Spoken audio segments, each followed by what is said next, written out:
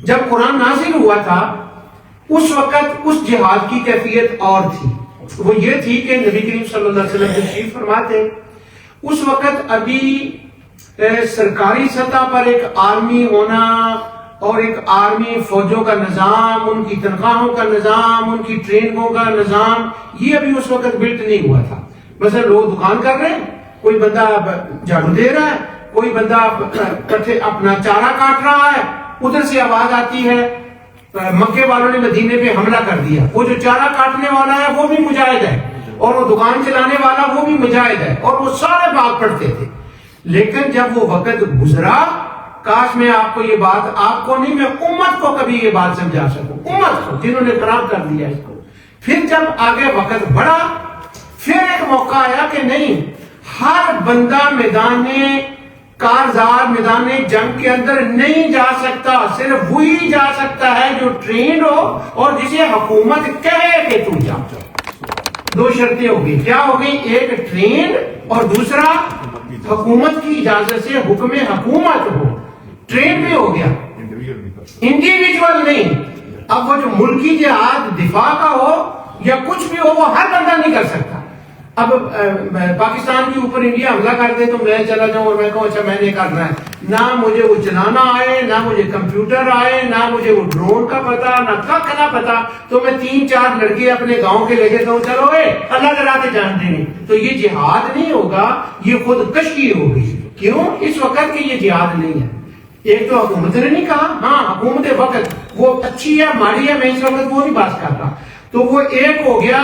اب جو میں نے بات بتائی، ایک ہو گیا حکومتی ٹرینڈ جہاد، اور ایک ہو گیا معاشرے کے اندر اصلاح کرنے کا جہاد، اور ایک ہو گیا نفس کے ساتھ اپنے نفس کو کنٹرول میں کرنا، یہ جہاد ہو گیا.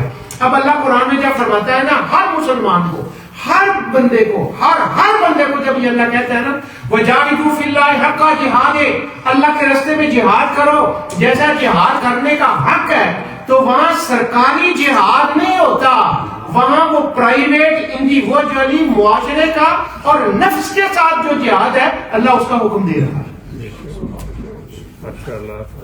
اب وہ ہمیں تو اس کا حکم دیا جا رہا ہے، اور ہوتا کیا 4-5-10 منڈے 7 بچے بچیاں لگائے، جہاد کا نام دے دیا اور کہیں جا کے حملہ کر دیا، دربار پر گرا دو، فلاں کر دو، یہ کر دو، وہ کر دو. مجھے اس جگہ پر ایک بات یاد آئی ہے، یہ میں اس کوئی میرا خیال 80 کے زمانے کی بات ہے.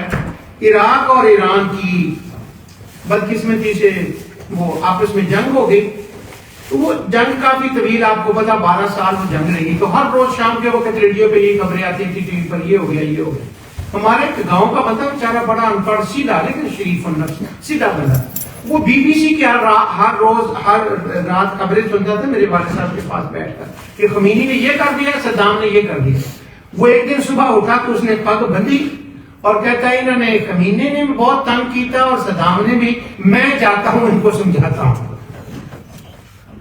اچھا اس کے پاس کرایہ بھی نہیں تھا ملتان ایئرپورٹ جانے کا، اس کو یہ بھی پتا نہیں تھا کہ ان کو ہربندہ تو نہیں ملتا، اور یہ تو بادشاہوں کے کام ہے. وہ کہیں گے جی میں نے خمینی کو سمجھانا ہے، میں نے صدام کو سمجھانا ہے.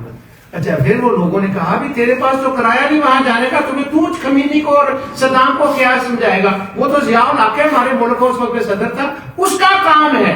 تو بتانا میں یہ چاہتا ہوں، وہ جو ہمارے گاؤں کا لڑکا تھا نا جو پگڑی باندھ کے تیار ہو گیا میں نے جانا، وہ اس کا کام نہیں تھا، اس کا کام کوئی اور تھا. اس کا تھا اپنے نفس سے جہاد کرے، اپنے علاقے کے اندر لوگوں کو اچھائی کی طرف بلائے.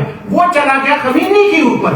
اسی طرح ہمارے لڑکے کیا کرتے ہیں، لڑکیاں وہ اکٹھے ہوتے ہیں، ان کو اسلام کے نام پہ برین واش کیا جاتا ہے. جو حکومتوں کے کام ہوتے ہیں وہ اپنے ہاتھ میں لے کر لوگوں کو خود کشی کے اندر ڈال دیتے ہیں اور اس کا نام جہاد رکھتے ہیں.